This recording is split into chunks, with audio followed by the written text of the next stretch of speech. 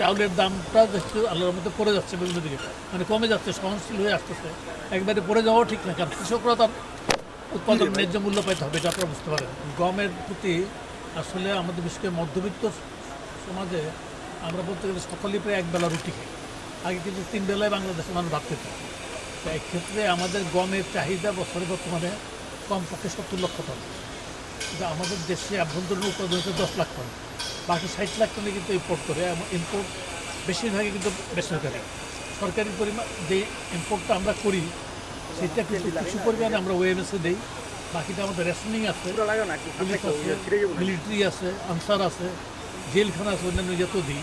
তা আমার মনে হচ্ছে যে চাউলের দামটা দেখতে আল্লাহর মধ্যে পড়ে যাচ্ছে বিভিন্ন দিকে, মানে কমে যাচ্ছে, সহনশীল হয়ে আসতেছে। একবারে পড়ে যাওয়াও ঠিক না, কারণ কৃষকরা তার উৎপাদন ন্যায্য মূল্য পাইতে হবে, এটা আপনারা বুঝতে পারেন।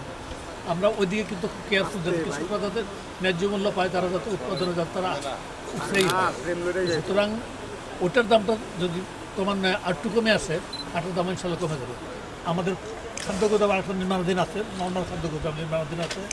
এটা নির্মাণ কাজের অগ্রগতিটা দেখা এবং অগ্রগতিটা যাতে ত্বরান্বিত করা যায়, তার জন্য সংশ্লিষ্ট যারা আছে তাদেরকে পরামর্শ দেওয়া, উপদেশ দেওয়া, এটা ছিল আমার কাজ। তো মোটামুটিভাবে আমাদের সাইলো গোদামের নির্মাণ কাজ সমাপ্তির পথে। আমরা সহসাই এটার মধ্যে মালামাল রাখতে পারবো ইনশাল্লাহ। আর আপনারা জানেন যে সারা দেশে আমাদের আশাতীত রকম আল্লাহর রহমতে ভালো রকম বড় ফসল উৎপাদন হচ্ছে।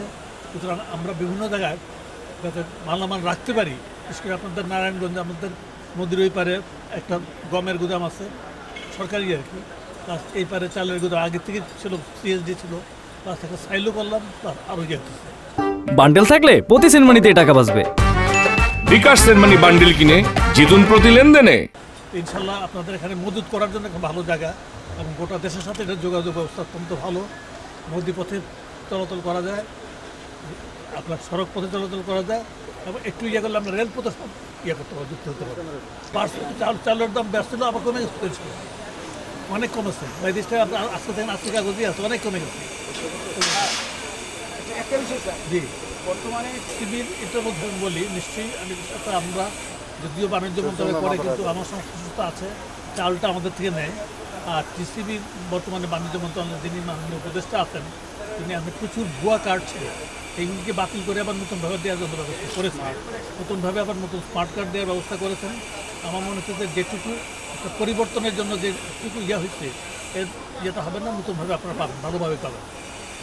অন্তর্গত আর বাড়ানো যাবে আল্লাহর রহমতে। আমার মজুদ যদি বাড়ে, এবার যেভাবে আল্লাহর রহমতে বড় উৎপাদন হয়েছে, সেটা বলতে আমরা ভালো একটা মজুদ গড়ে তুলতে পারবো।